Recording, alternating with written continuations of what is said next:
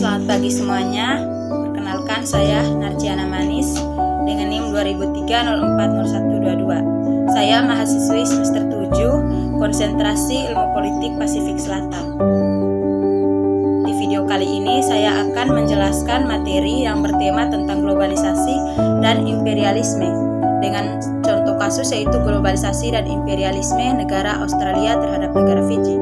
Adapun tujuan dibuatnya video ini yaitu untuk memenuhi ujian tengah semester mata kuliah geopolitik dan geostrategis negara kawasan Pasifik Selatan. Langsung saja pada penjelasan, yaitu yang pertama, pengaruh globalisasi dan imperialisme negara Australia terhadap negara Fiji. Sejak berdirinya Australia, pemerintah negara tersebut menganggap bahwa mereka perlu untuk menyebarkan pengaruhnya di wilayah Pasifik, khususnya di Pasifik Selatan, melalui semacam sub-imperialisme.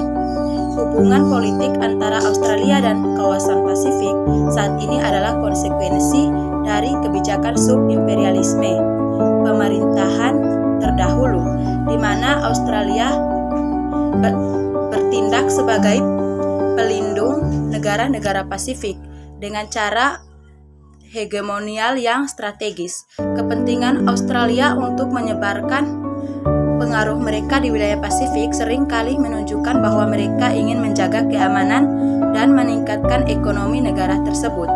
Australia juga secara intens memberikan dukungan terhadap kebijakan-kebijakan dari negara-negara Pasifik untuk menjaga stabilitas regional wilayah Pasifik. Eratnya hubungan Australia dan negara-negara Pasifik juga menjadi salah satu agenda negara Australia untuk memastikan bahwa sumber daya alam yang ada di wilayah Pasifik dikelola oleh perusahaan-perusahaan asal Australia, khususnya di negara Fiji. Yang kedua yaitu dampak negara Australia terhadap negara Fiji. Ada dua dampak negara Australia terhadap negara Fiji dalam globalisasi dan imperialisme. Yang pertama itu dampak globalisasi Australia terhadap negara Fiji. Dalam dampak globalisasi Australia terhadap negara Fiji, terdapat 3 bentuk dampak. Yang pertama, dampak ekonomi pada bidang investasi dan perdagangan. Dalam bidang investasi, globalisasi telah memungkinkan perusahaan-perusahaan Australia untuk menginvestasi modal mereka di Fiji. Ini dapat membantu dalam pembangunan infrastruktur dan penciptaan lapangan kerja, tetapi juga dapat memunculkan isu-isu eksploitasi tenaga kerja dan ketidaksetaraan dalam distribusi keuntungan. Sedangkan dalam bidang perdagangan, Australia adalah mitra dagang penting bagi Fiji.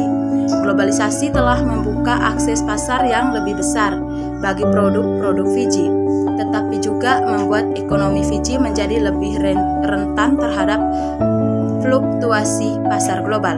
Yang kedua yaitu pada dampak budaya pada bidang difusi budaya dan bahasa. Dalam bidang difusi, budaya globalisasi telah memperkenalkan budaya Australia seperti musik dan makanan ke Fiji. Ini dapat mengubah preferensi budaya lokal dan menciptakan campuran budaya yang unik.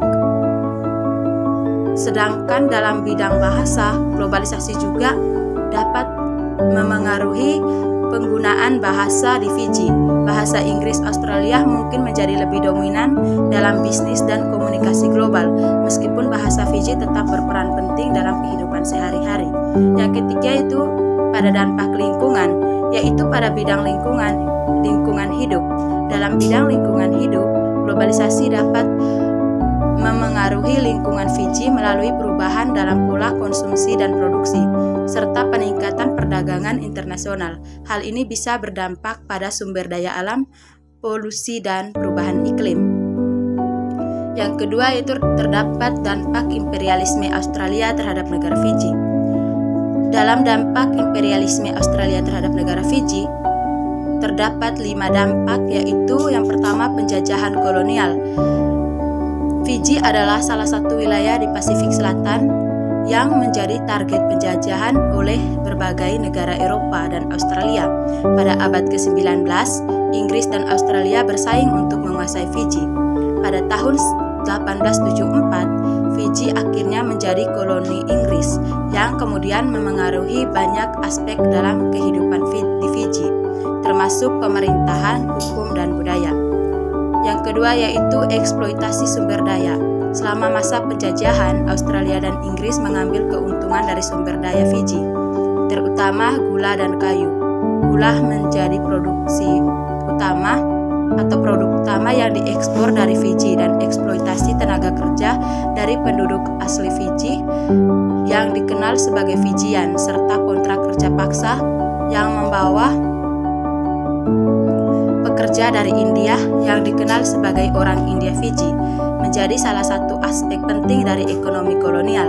Yang ketiga yaitu perubahan demografi. Kedatangan pekerja India Fiji sebagai kontrak buruh di bawah penjajahan kolonial berdampak pada demografi Fiji. Hal ini menciptakan komunitas India Fiji yang signifikan di Fiji, yang memiliki dampak jangka panjang pada kehidupan sosial, budaya, dan politik di Fiji. Yang keempat yaitu pengaruh politik selama penjajahan di Fiji. Australia dan Inggris memengaruhi pemerintahan Fiji yang membuatnya menjadi monarki konstitusional. Fiji menjadi anggota persemakmuran dan memiliki hubungan dekat dengan Australia yang berdampak pada kebijakan luar negeri dan politik luar negeri Fiji. Yang kelima yaitu perkembangan sosial dan budaya. Imperialisme Australia dan Inggris juga memiliki dampak pada budaya dan masyarakat Fiji. Meskipun pengaruh ini bisa bersifat kompleks, kolonialisasi dapat mengakibatkan perubahan dalam nilai-nilai, bahasa, agama, dan tradisi lokal. Yang ketiga yaitu manfaat globalisasi dan imperialisme Australia terhadap negara Fiji. Ada 5 manfaat globalisasi dan imperialisme Australia terhadap negara Fiji.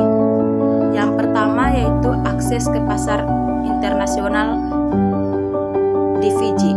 Australia merupakan ekonomi yang kuat dan terlibat dalam perdagangan internasional yang besar. Melalui hubungan perdagangan dengan Australia, Fiji dapat mengakses pasar global lebih besar yang dapat meningkatkan ekspor produk-produk Fiji dan mendiversifikasikan ekonomi mereka. Yang kedua, investasi asing langsung. Globalisasi dapat membawa investasi asing langsung ke Fiji dari perusahaan-perusahaan Australia. Investasi ini dapat menciptakan lapangan kerja, meningkatkan infrastruktur, dan mengembangkan sektor-sektor ekonomi Fiji. Yang ketiga yaitu transfer teknologi dan pengetahuan.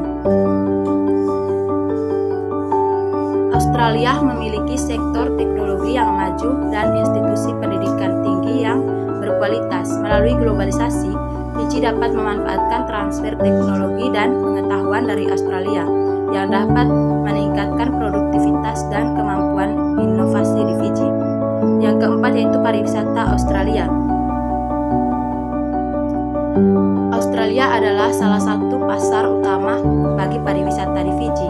Dengan adanya koneksi udara dan promosi pariwisata yang kuat, Australia membantu mengembangkan industri pariwisata Fiji yang merupakan sumber pendapatan utama bagi negara tersebut. Yang kelima yaitu kemitraan pembangunan. Australia seringkali memberikan bantuan pembangunan kepada negara-negara Pasifik termasuk negara Fiji. Bantuan ini dapat membantu Fiji mengatasi berbagai tantangan pembangunan seperti infrastruktur, pendidikan, dan kesehatan. Yang berikutnya yaitu kesimpulan. Globalisasi telah membawa perubahan yang signifikan dalam hubungan antara negara-negara di seluruh dunia, termasuk Australia dan Fiji. Proses globalisasi telah membuka pintu bagi pertukaran ekonomi, budaya, dan politik antara negara-negara.